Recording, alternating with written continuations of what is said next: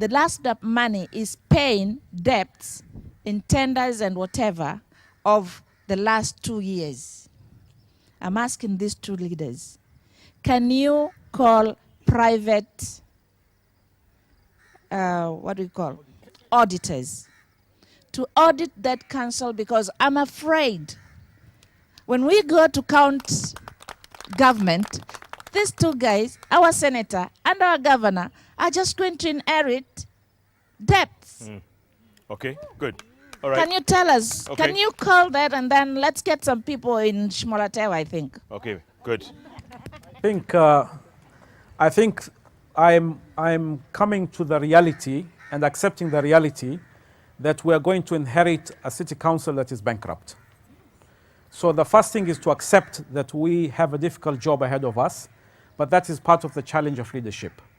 And I am convinced that despite the failures of the past, that the future is still bright. I'm convinced that the city of Mombasa has enough opportunities and enough potential that within 1 year we can turn the economy of this city around.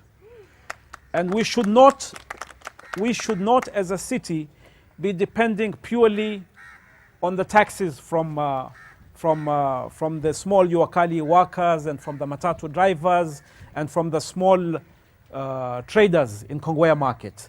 That is not how you run a city. You run a city by creating investment opportunities.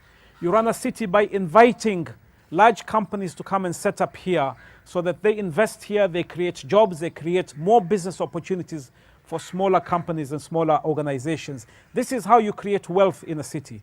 But if we stay focused on what the past mayors did and the budget deficit that they left for us, then we are putting tunaweka nanga nyuma. We know we are inheriting problems, but we can live with that and we can overcome that. Janet, I assure you that the future of Mombasa is bright. And I am convinced that the future of Mombasa can become another Singapore or another Cape Town. And we have everything that we need to take us there, and we will get there. Good. Jeff, I want to say that we are worried now. Yes, I think that is the truth. We are worried. But I have no illusion that the problem is money. The problem is leadership, is not money. To create wealth is not rocket science. I want to tell you, Jeff, 2.5 million budget of the county of Mombasa, local resources, 3.5 billion coming in as the 15% government contribution. That by itself, to almost $100 million, can create an infrastructural bond of $1 billion. And that, if we invest most of our money on infrastructure to facilitate new investments, and also open up and give facilitation to the existing investors. What is happening here in Mombasa is abuse of office, impunity. Somebody can build on a road reserve. Somebody can grab a school property. Somebody can go and dump garbage on somebody's residence. Somebody can sell somebody's property in the name of paying taxes. And get away with it. And get away. Abuse. I want to warn you. What goes around, comes around. We will follow you.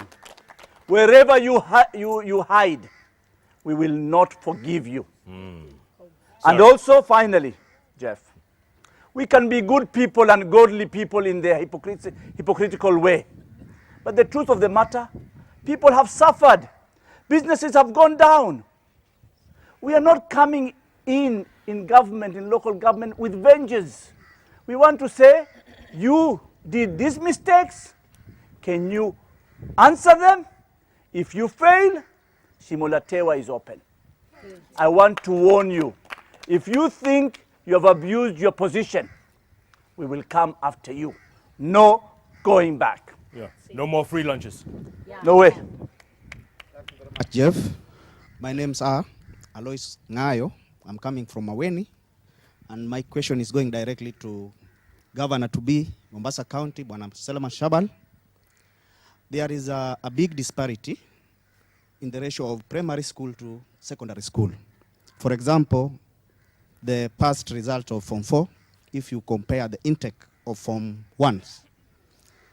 In Mombasa County, even a student who was having 280 cannot get a government district school. And this one is happening because the ratio of primary school to secondary school, there is a big disparity. We have so many primary schools compared to few secondary schools. You as a governor to be, what are you going to do to change this problem? As we know, all of us here, you schooled in upcountry, Nairobi school. Mheshimiwa, the minister, schooled in Kakamega High.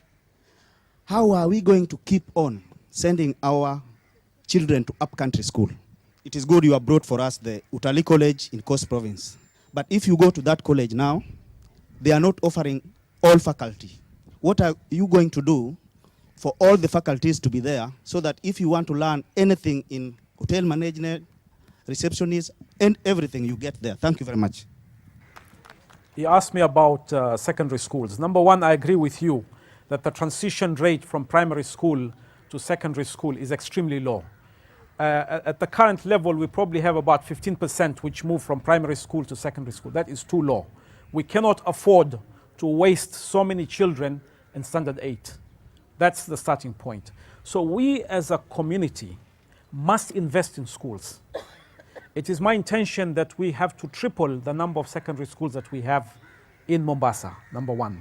Number two, it is also my intention that in every constituency of Mombasa, we should build and develop at least one school of a national standard. I want a national school in Likoni. I want a national school in Vita, in Changamwe, in Jomvu, in Nyali, so that the children of that constituency have something to aspire to. It's an investment that we must make. Jeff, I want to come in here on education. When I came in 10 years ago, it's pathetic. Today, I want to say I'm proud of the Mvita and Mombasa Island primary schools. We came number one in the entire province. 10 years ago, our average was a mean score of 222. Today, we are in 270s. And why? Commitment from leadership, cultural change and mindset, and I didn't compromise. A kid is caught with bangi, he must be expelled. And then we are going to resolve the problem of that kid. But we can't spread the disease all over. We invested in primary school rehabilitations. When I came in the year 2000, we only had one secondary school, hives from a primary school called Sharif Nasser Girls Secondary Schools. Today, we have 6 secondary schools. None of them are under my name. We build secondary schools because we know the challenge of the disparity of how many primary schools and how many secondary schools.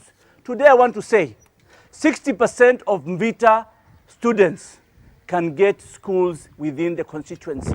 And then what we have done, we had Mvita boys secondary schools. For the first time, 2010, they set for exams. In 2010, 86 students set for exams. Jeff, I want to tell you, 52 qualified for university. Wow. Because of leadership, because of engagement of the parents, and because of being strict and disciplined and hardworking is a success. Wonderful. I want also to answer the gentleman and say, since 1980, government policy was to bring Utalii at Coast Province. Unfortunately, for many reasons, until when funds are available, they never got available. This time, since I became the Minister of Tourism 2 years ago, we started with a campus of Utalii College in Mombasa and another one in Kisumu. Now, we are in the tender stage to build the Ronalngala Utalii College based in Vipingo for 1,000 capacity of our students to join that, with all the faculties. And eventually, that college can be an Utalii university here at the coast, not only for the coastal people, for the entire nation. But the beauty about Coast Province, Jeff, is a multicultural society. There are Luos, there are Arabs, there are Swahilis, there are Digos, there are every tribe.